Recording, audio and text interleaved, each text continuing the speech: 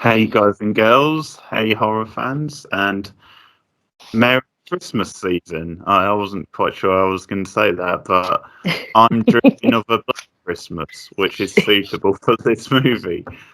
I'm here with Rachel McDonald once again, and this week we are going to talk about the original Black Christmas from 1974. So it's kind of a staple of like 70s slasher movies. It's obviously quite an early slasher movie as well, directed by Bob Clark. It's really a small Canadian movie which sort of became like a cult hit over the years and has a lot of influence. I think, as well as being a slasher style movie, I think it was probably the first movie to use the calls coming from inside the house gimmick. It's certainly the earliest one I can think of. And there's other little things. I mean, there's sort of in some of the direction and some of the style, you can see sort of similarities to Halloween. I think Carpenter might have said, and this movie was a bit of an influence on that as well.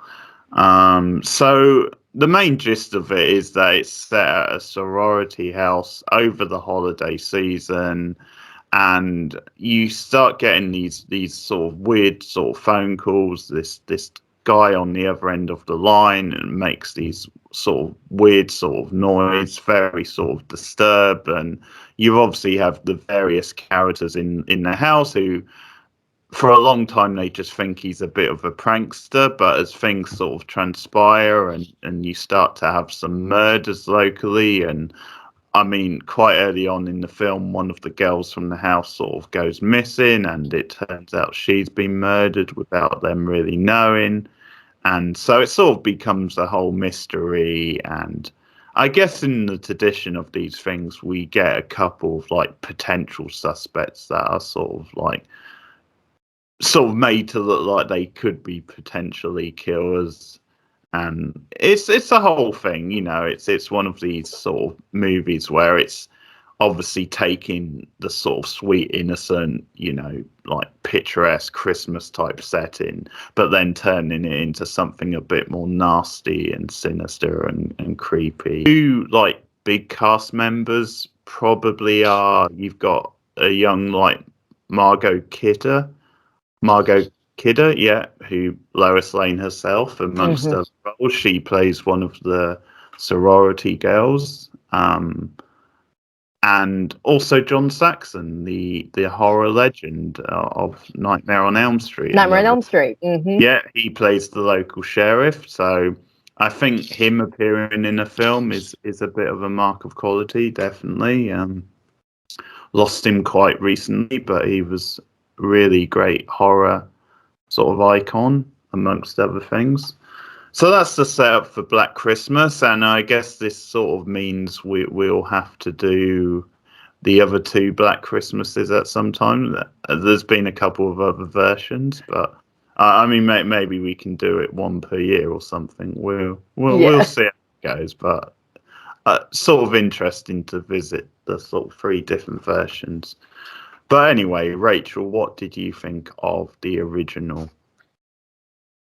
Okay, I really love this film. So I first saw this, I think it was only a few years ago, and I was mostly interested in it because the lead actress, the final girl, Jess, is played by Olivia Hussey, who I love from Romeo and Juliet, from Franco Zeffirelli's Romeo and Juliet, 1968, which is one of my favorite films, and she's the lead on there. So I remember hearing that she was in this film, and when I went and had a look into it and found out that it was one of the original slashers, and I just find this film really effective and really fun to watch. It's not a very long film, and I like that. It's only about an hour and a half, and I think that it is done really effectively. You can see a lot of the blueprints for what would become standard in the slasher series later on. Now, obviously, it really was Halloween that brought the slasher films, into the forefront and made them more of a mainstream kind of subgenre within horror. But I don't think that Halloween could have existed without this movie, because obviously so many of the tropes that you see in Halloween, that you see in later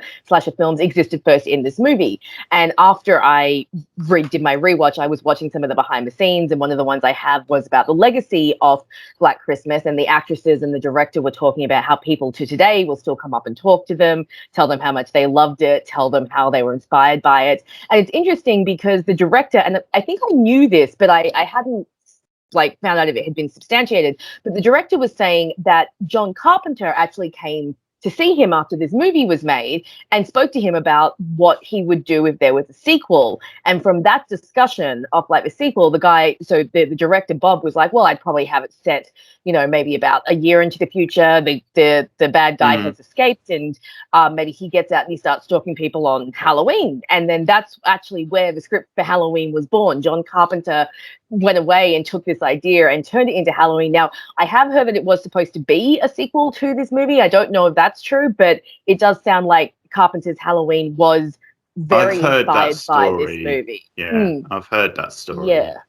So I thought that was very cool. And you can definitely see it in this movie. Like, for example, the final girl, Jess, was breaking final girl archetypes before they even existed. You know, it was obviously Halloween that brought in the final girl is virginal and innocent and pure, because Jess is a very independent character, and I think she's very reflective of what was going on at the time. So her storyline is like, because she has a little mini arc, is you find out that she's pregnant, and her boyfriend wants her to keep the baby, obviously, and she is adamant that she wants to get an abortion. And she talks about how there are things that she wants to do and there's plans that she has, and that she's not going to let this baby stand in her way. And I thought that was a very progressive and very interesting angle to take in a movie that was made in the 70s. And I went and I did some research, and Roe v. Wade, which was the abolition of the rules surrounding abortions, had only gone through just the year before in 1973. So 1974, when this movie came out, was the perfect time to kind of insert that sort of commentary into it. And so I think Jess as a final girl is very interesting, because even before the final girl archetype existed, she kind of already broke it and went beyond what it was supposed to be. And I think she's just such a great character, and her character really reflects what's going on at the time and what the political situation was like. And I don't feel that it detracts from the movie. You know, like the most recent Black Christmas has a lot of like politically correct social justice crap shoved into it, which they've done in such an over the top, on the nose way that it just is ridiculous. Whereas I feel like this one, it was actually very organic to her character and organic to the time to have this kind of character put in this kind of position. And of course, her boyfriend is one of our red herrings, Peter. And I think that the misdirection they do surrounding him is actually quite good as well, because you do find yourself thinking at some point, is it the boyfriend? Because he's got some rage issues, and he makes a couple of phone calls to Jess where he's like, don't kill the baby, don't kill the baby. And they are like, well, that's a very weird thing to say. That's a very direct thing to say. So I think her character's great. I really love the Christmas setting. We've spoken about this before in other videos about how when you take something that's supposed to be innocent and beautiful and, you know, something that's supposed to be give you a good feeling, and you turn it into something sinister, that can be so effective. And I think the use of Christmas lighting and Christmas carols and all of the surrounding things, you know, it's at the time of the year that's supposed to be happy and bright and everyone's going home, but instead we have this sinister, like kind of aura come into this movie at a time that's supposed to be happy. And I just think that offset of like the creepiness with the Christmas theme just works so well within this movie. What about you? I think, I think there's something really satisfying about that, and it's definitely that sort of sharp contrast which makes it so sort of like unsettling and disturbing. And I think just like adds a bit more like of an atmosphere and suspense, because I think there's something about the Christmas setting which immediately gives you like an atmosphere to start with, like regardless of the sort of movie. But these sorts of films I do find, obviously there's bad examples, but I mean I do sort of enjoy watching them during the holiday. And you know, because I was watching Gremlins yesterday on the stream, and I know, and that's a similar example, a different sort of movie, but there's obviously like moments in that are like really dark, like darker than you would think. And obviously that's doing a similar thing of like using sort of classic Christmas type visuals and then sort of twisting them around. But I think this is a really strong film. Like the pacing of it, I think I do agree. Jess is certainly a very solid character. Obviously, like later on, there would be better final girls, but I think she certainly would make like the top 10, probably at least final girl. I think she's very solid. I think she is probably the most likable character in the movie. I mean, obviously, there was one of them. The girl in the glasses actually was quite likable. I forget her name. Phyllis. Yeah, but and I mean, there's certainly characters in this, and there's actually a lot of humor at times, especially in the first half of the film. And I think what's interesting about that is a few years after this, Bob Clark did Porky's, which is, more of a, I think we know by the title what sort of movie Porky's is. But I was watching bits of this and thinking, it does seem like that sort of humor. And I think it's that classic thing of just slipping like humor in there just because it then builds to like the more horror centric moments later. And obviously you do, because they're in like a fraternity house, you do get some quite immature characters, but of course, the humor stands out. And I didn't mind that, because I think you do need a mixture like that. But I think when you see like, well, he later directed Porky's, then you can sort of think, well, yes, some of the humor we see in this actually is maybe quite consistent with that. But no, it's a nice sort of slow building movie, and I definitely agree it was like progressive of the Jess character like wanting to give up the baby. And actually it's like the boyfriend who wants to keep it, so that's almost like a total like role reversal in some ways. So that definitely stood out. But there's some creepy moments. I think there's some good direction around the house. There's some pretty well done kills, considering it's such a low budget movie. I think they sort of handle that pretty well. Obviously, some entertaining characters like the drunk landlady. She's pretty funny. She's quite the character. I guess she's like the other red herring in a way, One I never bought, by the way, but I think she's definitely one that they're just poking at the this drunken character could be. She's got some fun lines. She's pretty fun. Like, and she's just like hiding booze all the time, like because at one point she's like hidden a bottle of booze like in the toilet, like in the top of like the system, like, and she gets it out, and even though it's been in there with all like the smelly water, she still like drinks it. It's pretty hilarious, and her death is pretty well done. But there's some good horror. I think the scene in particular with the cow singers, where it's like contrasting.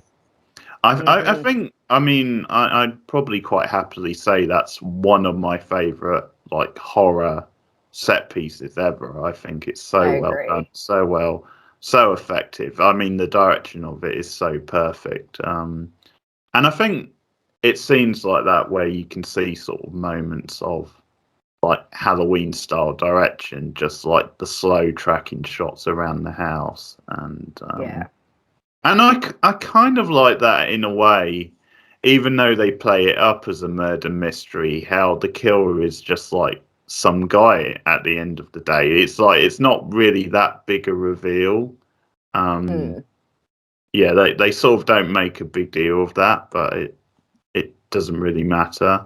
No, I think it works for the film. It's almost like, when you have the Halloween films, you have Michael. He doesn't have a motivation. He doesn't have, any kind of deep, except for until the sequels, but there's nothing. It's just like their simple presence. Guy stalks babysitter. This is the same one. Guy stalks sorority sisters. And the effectiveness comes from the filming and the direction. Like I really liked in the beginning of the film, how they have those shots, those point of view shots from outside the house. It's kind of that voyeuristic thing that we've seen in Halloween again. There's someone there. There's someone watching you. You don't know that someone's watching you, but that's the creepiness. And I think this one even goes beyond that, because when you look at Halloween, Michael is almost always outside the house. This is the threat that's coming from inside your house. Like there's quite a few scenes at the beginning. And again, I really liked the kind of the skewed perspective that was used with the camera. Some of the angles are really off and really weird, and it's kind of showing you this guy's perspective and like how his mind is not quite right. Everything he sees is slightly skewed,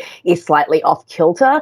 And I really like a lot of those shots inside the house where we are clearly seeing things from Billy, I think his name is. I don't, Yeah. oh, excuse me. I don't know if they actually name him in the movie, but I'm pretty sure he's credited as Billy.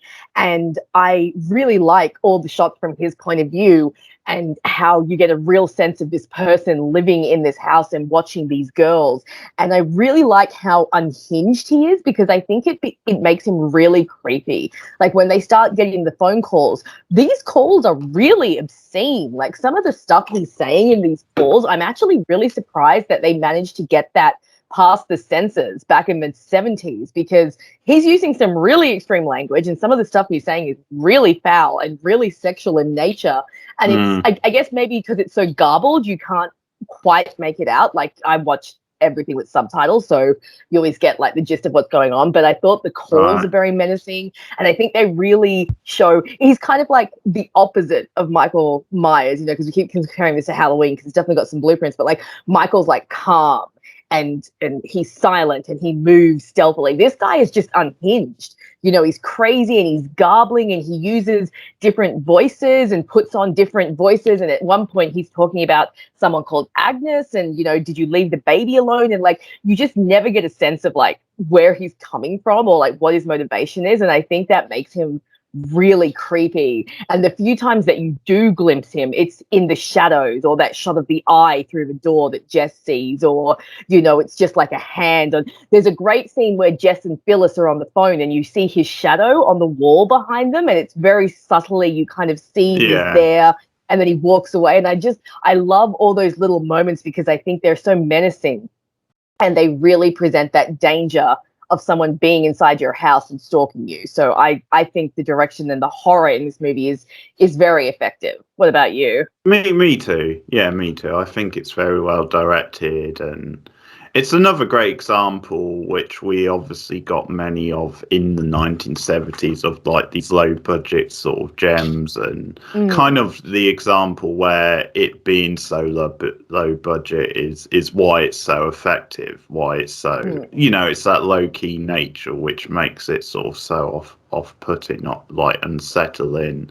And I think for like the purpose of like the drama and stuff, it's like certainly for a long time they obviously have to play up like, could it be the boyfriend or could it be this person? So it obviously makes sense that you don't really see him, you only see like a fraction of his face, so that it could like still be the boyfriend. But I also feel like it's the sort of film where you would lose the point of the film if you really saw him at any time anyway. Definitely. Because the idea is that it could be anybody, and it's just this unhinged sort of guy. And I think also it's the sort of gimmick that could fall down in the wrong hands, because kind of the irony of the film is that he is sort of up there all the time and they just don't know. And obviously people...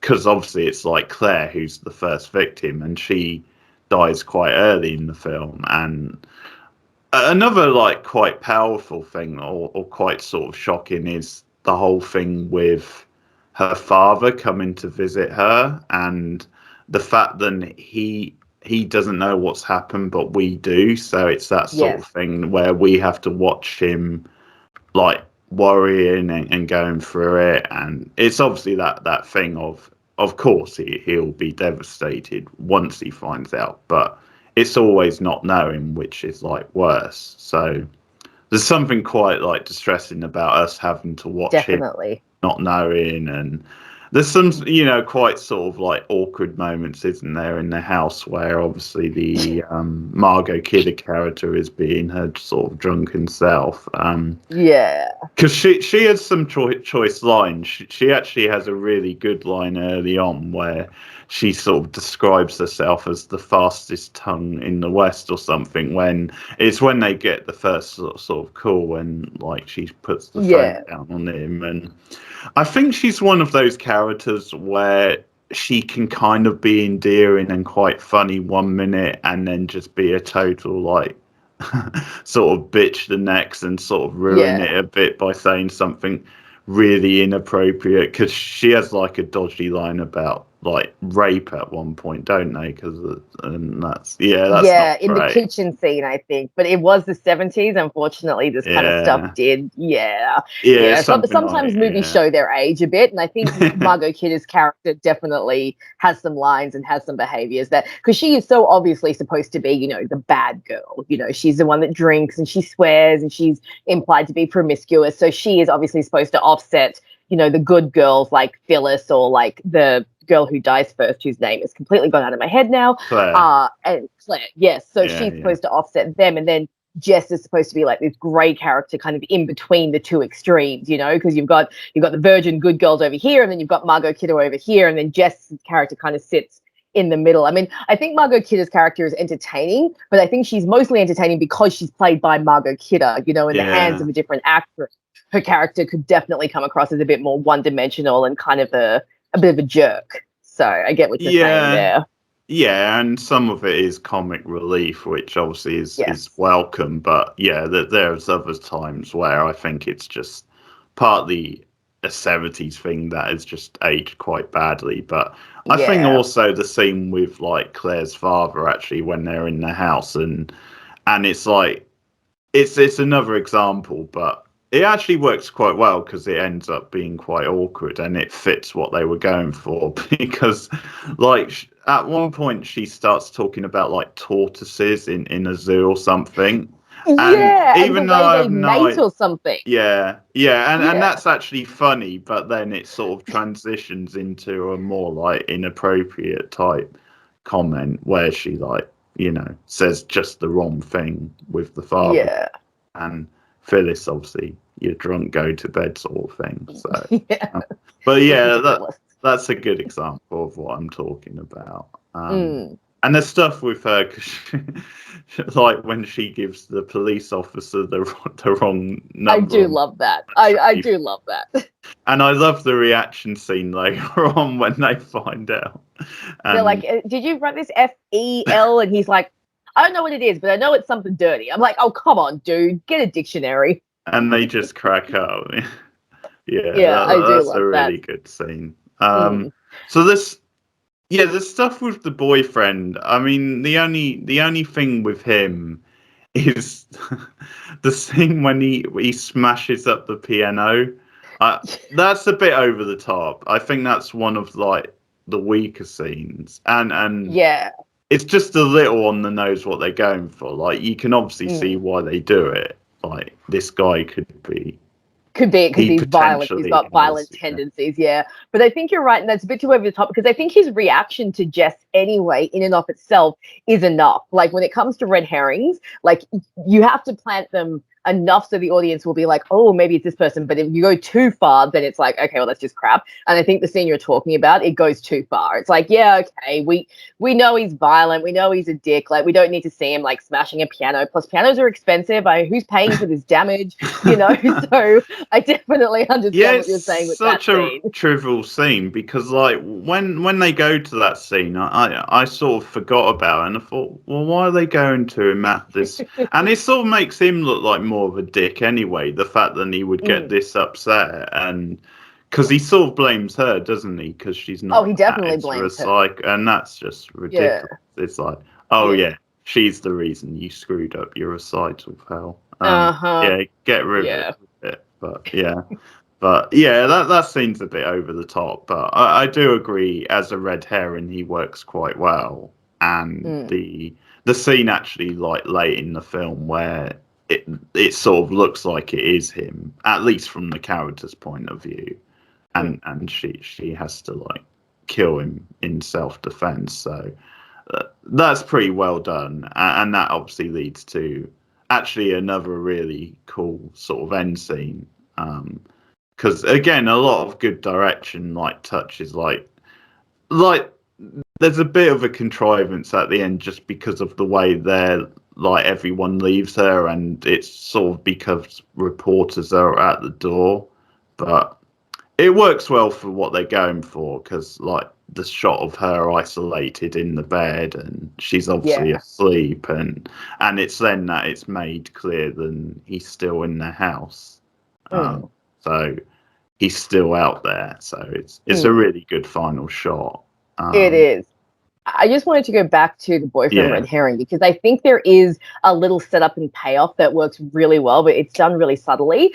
Earlier on, you see Jess come home and she answers the phone, and it's the creeper on the other end. And then the boyfriend comes down behind her and is in the house. And later on, they're like, oh, okay, well, it couldn't have been the boyfriend because a call came through when he was in the house. He was here, so it was obviously couldn't have been him. And then you get the reveal that the calls are coming from inside the house, and you remember that scene where the boyfriend just happened to conveniently pop up just behind her.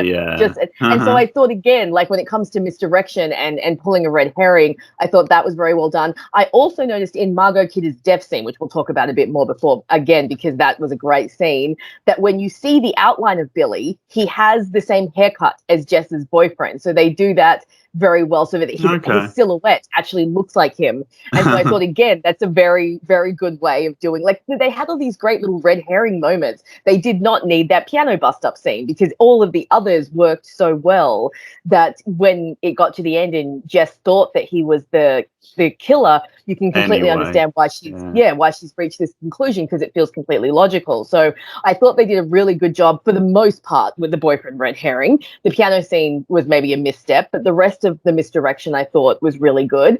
I have to also say I was very impressed with this movie at how logical people are. Like, I'm so used to 90s slashes where people are like really stupid, that it was actually really refreshing to see the girls go, okay, someone's missing, someone's making creepy phone calls, let's call the cops, let's go out searching, let's find out what's going on. You know, they actually are very proactive, and they don't sit around and wait to just get cut off. They don't go creeping into weird places, and they don't, like, you know how people always joke about like the stupidity of like teenagers and horror films, and you can definitely see that in like the late 90s, early 2000s slashes. But I really like that this film, like everything that happens in the film is logical. They call the cops, they go out with a search party, they keep an eye on things, the cops track the call. Like it shows that even when you do everything right, you can still, someone can still get you. And I think that is so much scarier than like stupid teenagers just running around getting themselves killed because they're dumb. In this, we see that everyone has done everything they can to try and protect themselves, and it's still not enough. And I really like that, that this movie treats our characters like they're smart. It doesn't treat them like they're dumb characters stuck in a dumb movie and don't know what to do. It shows that they're smart. It shows that they're trying to protect themselves, but it still shows that it's just not enough, especially when the threat is coming from within your own house. And I think that's a really creepy angle and a very good way that they, built the characters and make the characters believable and, real. So I really like that aspect. Because, like, also the local police, I mean, obviously you've got that dimwit, who falls for the wrong phone number thing, but generally they generally seem to be taking it quite seriously, and they're quite, sensible, following procedure, but they're definitely, there's a sense of community, and obviously the John Saxon character does sort of take it seriously. And I mean, at one point there's like a search party and stuff, so there does seem to be like this sense of rallying around. Another touch I like, and I think it's just something a bit nerdy, but I actually like, speaking of like when they find out, about like the phone call coming from in their house or whatever, I just like that guy, the guy who bugs the phone, and he's in that big like room, and you've got all this technology behind him, and I can't remember what it is exactly, but it's just like wires or stuff like that, and there's just something very old-fashioned and practical about that sort of technology. I was thinking that too. I was like, oh my gosh, they're really showing us that this is the 70s, and they need this big setup with a computer that takes up an entire room and all the phones with the it's very cool. It's showing how hard it was to do all this before we could just easily pick up a mobile and trace someone. So I do like that too. I like that scene as well. That's really cool, yeah, and there's some decent suspense, as we said, some decent comedy. I quite like the. It's quite late in the film where those couple of guys come to the door and like Phyllis Oh and yeah. Jess answer, and they just struggling to keep a straight face because it's like Hmm. these guys think they're going to help us. I'd They're gonna. rather face the killer, sort of thing. So Yeah. that's pretty. That's a funny scene. Yeah, there is some nice humor in it, and I think it's scattered throughout enough that it doesn't feel jarring. It just kind of works with the movie. It's balanced very well, I think, with the suspense and the mystery aspect. It's quite well worked in, yeah. It feels quite sort of natural, and I think a lot of times in horror movies, yeah, I do quite like inserted humor like that, and where it might be quite tense for a few minutes, but then you might get something a bit lighter. I think it definitely adds to the flavor, really. But yeah, well, I mean, before we finish, because we've sort of covered most of it, but I think we should Mm, talk a bit about that big sort of set piece in the middle, the carol singing one, because that's mm. kind of, along with maybe the ending, that's kind of the standout sort of big moment. And I like the yeah, cutting back and forth, and it's actually the Margot Kidder character's death, isn't it? Which they're sort of Barb, yeah.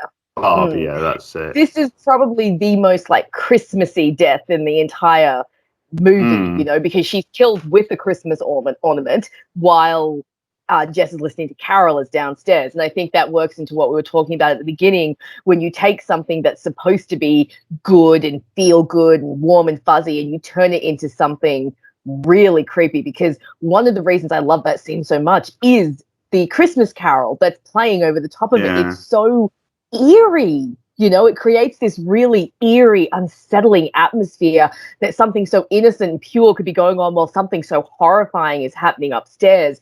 And I'm with you. I think this is one of like the best slasher movie kills like ever. It's such a great. Like, the first time I watched this movie, I was blown away with that scene. I remember just being so creeped out, and it hit me so hard, that scene, because it was done so well, and with surprisingly little violence. This is just another one of those things that shows that sometimes less is more. You don't need to mm, show the evisceration and the guts and the blood. You just need the right camera angles and the right shots. That shot of yeah, her bloody hand falling onto the ornament, and it's all just so effective. That one's definitely one of the best kill scenes. But I have to say, the other kill scenes in this movie are really good too. Claire's death scene, where she goes into the cupboard and is strangled with the garment wrapper, and then she's set up in the rocking chair in the window, and they have a yeah, couple of shots. Like, one of my favorite shots is you see through the window, you see her dad and the dead mother going into the cab, and then it pans up to show her in the window, and it kind of adds to that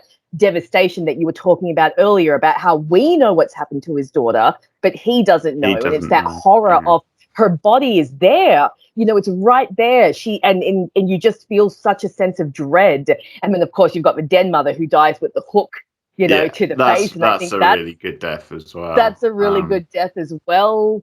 I think Just there's a lot of good like cutting away type things, and it's almost like the cutting away, and you know what's happened, but you don't see the whole thing, which actually makes the yeah, death quite. Because I quite like the sound of her being like just dragged up to the attic sort of thing. yes, That's yes, really. And there's some funny stuff with her, like where she's like going to town on her cat and sort of yeah, blaming the cat for yeah. everything. It's like Claude Poor or kitty. something, which is like Yeah, a Claude. weird name for a cat, but there you go. But yeah, that's some entertaining stuff. But yeah, obviously the Margot Kidder death is like just brilliant. Because Hmm. again, the back and forth and like the contrast, and also the fact that it is a Christmas ornament that he uses like to kill her. And I think there's just some great like use of sound in this movie as well, like that scene, Yes, like the sound there of it is. going into her and then Hmm. her breath slowly leaving her body. And Yeah. but it leaves quite a lot up to the imagination. In many ways you Hmm. don't see that much, so that's Yeah. really nicely done. So there you go. Mm. I mean, that's the original Black Christmas. I think it holds up pretty well overall. So what are you going to rate it? I'd probably give it about an 8 out of 10. I think I'd knock a couple of points off just because it is a little bit rough in some places. And I do think that there are some bits at the beginning that like are a little bit, they drag a little bit, like the scene in the kitchen where, you know, we are talking about like Barb is talking about like the turtles and stuff like that. I think that some of the scenes in the beginning might interrupt it a bit, but overall, I think this film is really solid. I think it's really atmospheric. I think that those performances are good. Like I said, I really love the characters. I think Jess is definitely a top 10 final girl. She's just a great character. I do love at the end when the cops call her and they say, get out of the house. She refuses to go until she finds out that her sisters are safe. You know, they're like, no, you get out of the house. And she's like, she grabs the fire poker and she's like, no, I have to make sure that everyone's all right. And of course, you have that final shot. Touch. I love, yeah, it is, isn't it? And I love that final shot of just a slow pan away from the house. And then you just hear the phone start to ring. And it's that kind of ominous dread of like, oh God, he's still there. And it's actually one of my favorite horror closings ever because I think it's just so effective. And it's one of those endings that just refuses to let the viewer kind of relax. It's like, no, we're not done. You're going to sit there and you're going to feel the dread that these characters are feeling. And so, yeah, 8 out of 10 for me. Definitely a great horror. I think the 70s as a decade produced some really great horror films. And this is definitely one of the best. So that's my score. What about you? Actually, I just meant to ask a question because it might have been I just assumed it. Did Phyllis die or survive? Yes. I didn't know what happened. Phyllis dies. So there's a scene where she goes upstairs to check on Barb's body. The door closes. Then Jess goes upstairs and she opens the door and she sees both Phyllis and Barb lying together. It actually reminds me a little bit of the scene from Halloween where Laurie finds the gravestone. It's set up like that. So yes, Phyllis does unfortunately bite it, but off screen. Yeah. Off screen, okay. I assume she maybe had. I remember her disappearing, but I do remember the scene you're talking about now. So that's okay. Yeah, 8 out of 10 for me as well. I think that's about right. I don't think it's quite top tier, but I think it is very good. I think it holds up and some decent characters, good suspense, some good visuals and direction, and obviously some nice moments of comedy too. And I think you obviously have to appreciate the influence as well. The fact this is back in '74 and it was, really ahead of its time in many ways, and definitely one I recommend for something a bit more like sinister around this time of year. It's definitely a sort of a horror Christmas staple. So yeah, we both recommend the original Black Christmas, and obviously we'll definitely do the remakes at some point, which some contrast with those, but should lead to some interesting reviews anyway. So yeah. Well, I mean, not that this is always the best thing to go on, but the original on IMDb has 7.2. Then the first sequel has 4.6, and the most recent remake has 3.4. So it'll definitely be interesting when we get to the remakes and see, how they compare to the original. So I've heard nothing but bad stuff about the most recent one. The 2006 one, I think I've heard is like an okay slasher, but a terrible remake. But it's got a good cast, so that will at least be fun. Yeah, I think the recent one will be an interesting rewatch for me because it sort of does have its defenders, and it's a weird one where it at least tries to do something different. Whereas I think maybe the 2006 one suffers because it's largely just a straight remake. Copy and paste. Yeah. But they sort of, I think, because it's a bit more of a modern film, they sort of go a bit like more extreme with it. But it maybe suffers because of that, because it just seems like a straight remake more. But it'll be interesting to It will be when we get around to them. But for now, everyone should go watch Black Christmas if you're looking for a fun holiday film. Yeah, it's free on YouTube, so it's nice and easy to catch up with. And that's Black Christmas, so we both recommend it. And I will be doing Christmas stuff throughout the month, sort of Christmas live streams, sort of on my Patreon page, which I'll plug now, patreon.com/boardnow. Doing Christmas movie commentaries on there. I've done It's a Wonderful Life commentary for that. I'm planning on doing a Gremlins commentary and some other Christmas related films and sort of TV type commentaries as well, various sort of extras and reviews. I mean, once I get in the swing of things on there, there'll be like voting rights and stuff like that. So hopefully lots of cool stuff to come. And obviously I do, regular TV reviews. So at the moment I'm doing the current season of Lost in Space. If you've been following that on Netflix, so you can check out my reviews of that and various other things. And Rachel, if you want to plug your channel before we go. So come find me at Rachel McDonald, video essays covering TV and movies. There is a Paige Matthews video that's finally up that some of you have been asking for ages, so come check that out. I will be joining Keith again in the new year. At the moment, I'm taking a little bit of a break because I've got the carpal tunnel going and moving, and there's a whole heap of stuff going on towards the end of the year. But you guys have a great Christmas. Come follow me over at Rachel McDonald, and I'll be back in the new year with Keith. A Christmas quiz at some point, maybe for the middle of the month, fingers crossed. So that should be fun. But yeah, thanks for listening. You can also follow me on Twitter. I'll put the link in the description, and obviously follow both of us on our channels and on the socials things. But yeah, if we don't see you again, which obviously Rachel won't, then have a good Christmas, and we'll see you again soon. Laters. Bye.